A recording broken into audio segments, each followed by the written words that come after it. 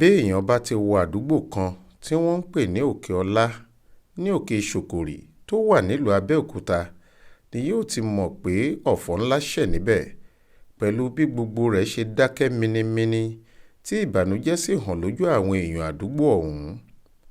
kò lè ṣe kó má rí bẹ́ẹ̀. ibẹ̀ ni ilé àwọn òbí Apanis wà, akẹ́kọ̀ọ́bìnrin iléèwé Moshood Abiola Polytechnic Mapoly tó wà ní òjèrè nílùú àbẹ́òkúta ìpínlẹ̀ Ògùn táwọn apaniṣòwò jí gbé tí wọ́n dá ẹ̀mí rẹ̀ légbodò tí wọ́n sì ní wọ́n yọ àwọn ẹ̀yà ara rẹ̀ kan lọ lẹ́yìn tí wọ́n pa á tán. Location: ìyẹn oko eré fíìmù la gbọ́ pé ọmọbìnrin náà ń lọ lọ́jọ́bọ̀ tọ́sídẹ̀ẹ́ tó kọjá yìí. ọ̀rẹ́ rẹ̀ kan ló pè é pé kó wá kópa nínú eré náà nílùú ìpẹ̀rù. ṣùgbọ́n ọmọbìnrin tí wọ́n ṣẹ̀ṣẹ̀ fún ní àmì ẹ̀yẹ pé òun ló rẹwà jùlọ níléèwé náà kò padà sílé, bẹ́ẹ̀ ni kò dé oko fíìmù tó ń lọ táwọn ẹni ibi kan fi dá ẹ̀mí rẹ̀ légbodò tí wọ́n sì dá àwọn òbí rẹ̀ lóró. ọjọ́bọ̀ tọ́sídẹ̀ẹ́ ọ̀sẹ̀ tó pàdé ikú òjijì yìí ni ayẹyẹ ọjọ́ ìbí rẹ̀. ó ti ṣe kéèkì tí yóò gé fún ayẹyẹ náà sílẹ̀, ṣùgbọ́n àwọn apanijayé kò jẹ́ kó ṣe ọjọ́ ìbí ọ̀hún lókè èèpẹ̀. ó mà ṣe o. aláròye ṣàbẹ̀wò sílé àwọn òbí ọmọ náà, bẹ́ẹ̀ làwọn aláṣẹ iléèwé Mapoly náà kẹ́dùn pẹ̀lú àwọn òbí rẹ̀. èyí lohun tí bàbá ọmọ náà Andrew bá wa sọ. Andrew Ode lórúkọ mi.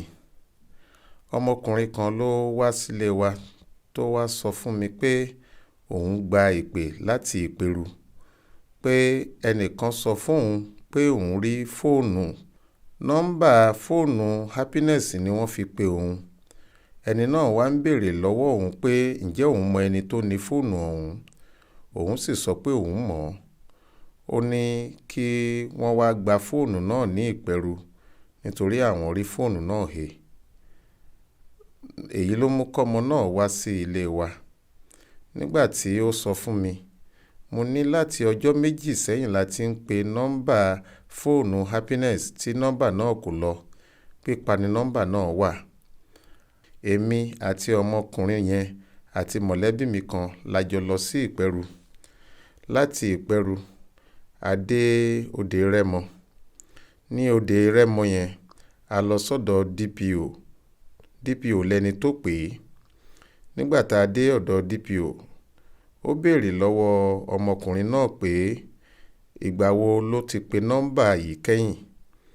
ọmọ náà sọ pé òun pè é léraléra ní àìpẹ́ yìí pé ṣùgbọ́n nọ́ńbà náà kò lọ. ó tún béèrè pé báwo ló ṣe jẹ́ sí Apanis. ó ní ọ̀rẹ́ òun ni. ó ní àwọn jọ máa ń sọ̀rọ̀ lórí fóònù, àwọn sì jọ máa ń tàkúrọ̀sọ. bẹ́ẹ̀ ọjọ́ àkọ́kọ́ tí mo máa rí ọmọkùnrin yẹn nìyẹn, mi ò rí rí. DPO wá pé ọ̀rẹ́ mi tá a jọ lọ sí kọ̀rọ̀. ó ní àwọn rí òkú ẹni tó ní fóònù yìí lẹ́gbẹ̀ẹ́ ọ̀nà. ó ní ó ti kú pátápátá. ọ̀rẹ́ mi yẹn kò sọ fún mi o. nígbà tí a kúrò níbẹ̀, a padà sílé. ilé ni wọ́n ti wá túfọ̀ fún mi pé ohun tí DPO sọ fáwọn nìyí. mo ní kò burú. lọ́jọ́ kejì, ìyàwó mi lọ síbẹ̀ láti lọ wá òkú ọmọ náà. èmi ni mo ní kó tẹ̀lé wọn lọ. wọ́n ní wọ́n bá òkú ọmọ náà ní agbègbè sápàdé ní ìpẹ̀rù, níbi tí ó ti sọ pé òun lọ kópa nínú fíìmù tí wọ́n ń yà. ó kúkú dágbére fún mi kó tó lọ. mo mọ̀ sí i. kò sóhun tèmi tún fẹ́ ṣe mọ́ o. ọmọ mi ti kú. ohun tó jẹ mí lógún gidigidi báyìí ni pé bí mo ṣe fẹ́ gba òkú ọmọ náà ní mọ́ṣúárì kí n lè lọ sin, nítorí a máa gbé e lọ sílùú wa lọ sin ni. bí ìjọba bá ní ìrànlọ́wọ́ kan tí wọ́n fẹ́ ṣe fún mi, kò ju bí mo ṣe máa rí owó láti gbé òkú ọmọ mi lọ sílé lọ sin. tí wọ́n bá ràn mí lọ́wọ́ lórí ìyẹn, màá mọ rírì ẹ̀. ọmọ tó ní àlá rere fún ọjọ́ ọ̀la lọmọ mi. ó fẹ́ràn láti máa ṣe nǹkan ìpápánu. lọ́jọ́ Sunday tó kọjá lọ́hùn ló sì ṣe kéèkì ọjọ́bí ẹ̀. Ọjọ́ ìbí náà ku ọjọ́ mẹ́ta nígbà yẹn. Gbogbo wa la jẹ́ torí ọjọ́ 11 oṣù yìí ló yẹ kó ṣe ọjọ́ ìbí rẹ̀ gan-an. Ó sì ti ṣe kéèkì rẹ̀ sílẹ̀ ṣáájú. Ṣùgbọ́n mi ò rí happiness mi mọ́. Àdúrà mi ni pé kọ́lọ́run tẹ́ ẹ sáfẹ́fẹ́ rere. Lọ́jọ́ Wednesday tó dé láti iléèwé ló mú ìròyìn ayọ̀ wá fún mi. Ó ní, "Dádì, mo ti jáwé olúborí o. Èmi ni wọ́n yàn gẹ́gẹ́ bí ọmọbìnrin tó rẹwà jùlọ níléèwé Mapoly." Mo sì bá a yọ̀. Mo ní ìyẹn dáa o. Ọpẹ́ ni fọ́lọ́run o. Tó dẹ̀ wá jẹ́ pé ọ̀sẹ̀ kan lẹ́yìn ẹ̀, òkú ọmọ náà ni mo rí. Wọ́n gbá mi lójú. Wọ́n ṣe mí lọ́ṣẹ́. Mi ò gbọ́dọ̀ sọ̀rọ̀ nípa ẹ̀. Ẹ ṣáà jẹ́ kí n dákẹ́. Orúkọ mi ni Sodiq Damilọ́lá Ajani tí mo jẹ́ student union president Mapoly. Ó jẹ́ nǹkan tó wá shocking sí wa, tó bá wa lẹ́rù gan,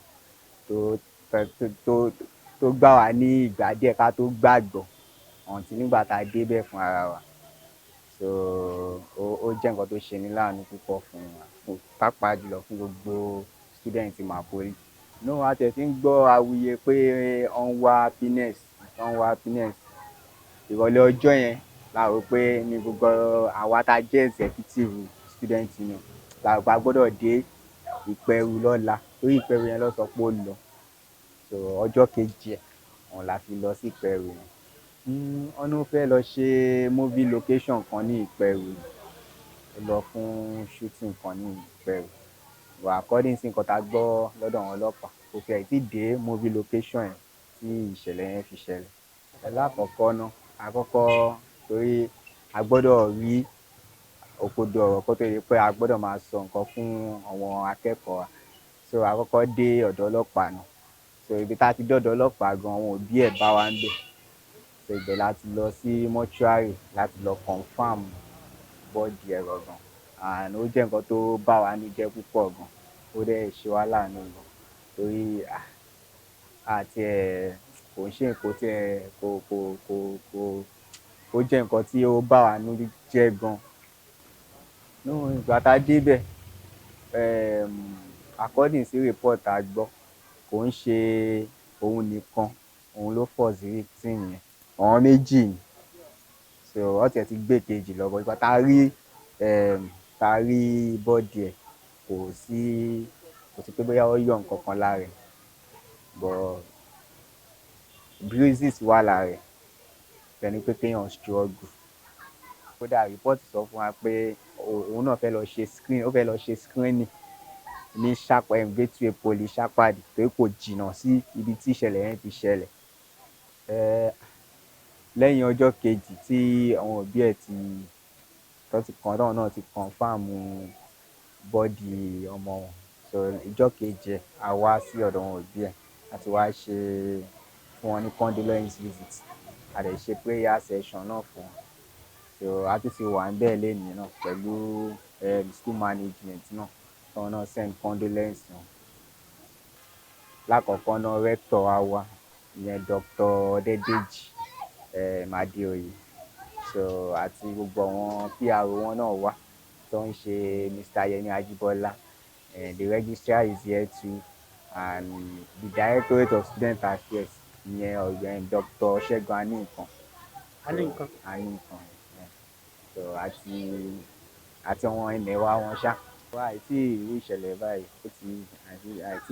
báyìí fún ọjọ́ tó pẹ́ púpọ̀. In fact, mo tẹ̀ tí lákọ̀ọ́kọ́ náà a ní láti caution àwọn akẹ́kọ̀ọ́ wa.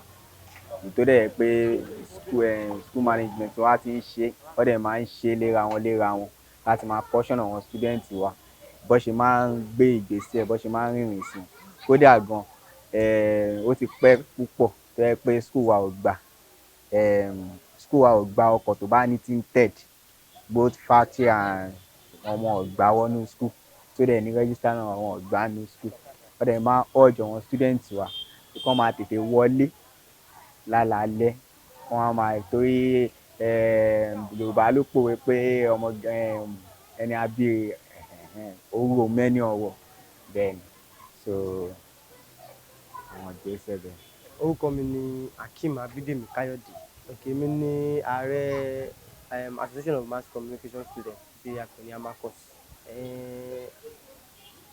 Ní ti ìwọ̀nba bẹ́mi ṣe gbọ́, mo gbọ́ ní alẹ́ ní ọ̀sán ọjọ́ Thursday ìgbà tí wọ́n képe sí SUG president Thursday last week Thursday tí wọ́n pe SUG president tó bá pè mí pé ṣé mo ti gbọ́.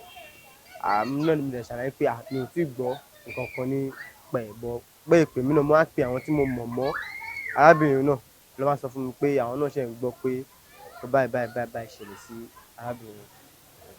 Bẹ́ẹ̀ ni, àmọ́ ìṣẹ̀lẹ̀ tó ṣẹlẹ̀ sí kò jọ mọ́ ìdíje ẹ̀wà yẹn ni ẹ̀yàn máa ń pè kàn ní sábàbí. Sábàbí ni ìdíje ẹ̀wà àti nǹkan tó ṣẹlẹ̀ sí ṣe. Bí ọjọ́ 5 àbí ọjọ́ 6 sígbà yẹn ṣá. Ọjọ́ Tuesday ni gẹ́gẹ́ bí a ṣe gbọ́ láti ẹnu àwọn ọlọ́pàá. Ọjọ́ Tuesday ni ìṣẹ̀lẹ̀ yẹn ṣẹlẹ̀ àmọ́ ọjọ́ Thursday làwa gbọ́.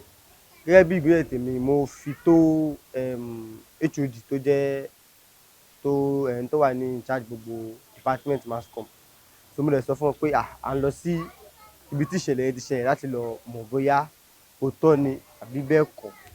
So ní àárọ̀ ọjọ́ Friday ni èmi àti ààrẹ SUG pẹ̀lú àwọn executive tó kù la lọ sí ọ̀nà Sápàdé láti lọ confirm bóyá bẹ́ẹ̀ ni àbí bẹ́ẹ̀ kọ́. Gẹ́gẹ́ bí ẹmọ yìí ó jẹ́ ẹni tèmi náà mọ̀, kò ń ṣe ẹni tó máa ń fa wàhálà, bẹ́ẹ̀ sì kò ń ṣe ẹni tó máa ń pariwo nínú class. Mo mọ̀ láti jẹ́ èèyàn kó jẹ́ pé ẹni tó máa ń wá school gba lecture ṣeré díẹ̀ láàrin bá bí ìṣẹ́jú díẹ̀ kó dẹ̀ máa lọlé bí mo ṣe mọ̀ nìyẹn. ND2 mo kàn lè ṣaláì má dáhùn ìbéèrè yín ni. Gbàkigbà tí bá ń rántí ó máa ń jẹ́ ìbànújẹ́ ọkàn fún mi pé ó ṣe jẹ́ àsìkò tí ó ti di pé ó ti ń ṣe oríire bọ̀ ni nǹkan báyìí wá ṣẹlẹ̀ sí. Àwọn ìdẹ́gbẹ̀kan táwọn èèyàn tún sọ pé wọ́n ṣàṣọ oríṣiríṣi náà àmọ́ kí wọ́n ṣá má dáhùn ó ní ọ̀rọ̀ tí mo bá ń sọ sí.